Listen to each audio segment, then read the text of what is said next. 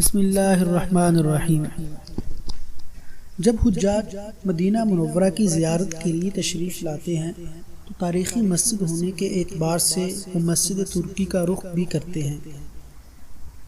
मस्जिद तुर्की मस्जिद नबवी से 500 मीटर की मुसाफत पर जुनूब गरब में वाक़ है और इस मस्जिद को मस्जिद अंबरिया भी कहा जाता है, क्योंकि जिस इलाक़े में ये मस्जिद बनाई गई है उस इलाक़े का नाम अंबरिया है।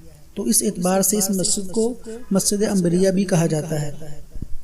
लेकिन इस मस्जिद का मशहूर नाम मस्जिद तुर्की है, क्योंकि इसको तुर्कों के ज़माने में बनाया गया था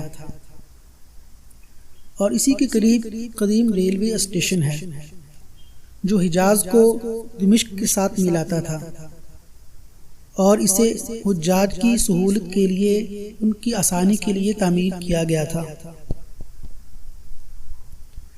इस मस्जिद को सुल्तान अब्दुल हमीद सानी ने सन 1907 में तामीर करवाया और सन 1908 में ये मस्जिद पाया तकमील को पहुंची।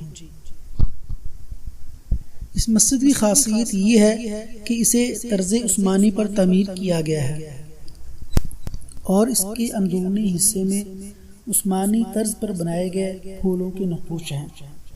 इस मस्जिद का छोटा सा सहन है और इसके साथ ही एक छोटा सा खूबसूरत पार्क है।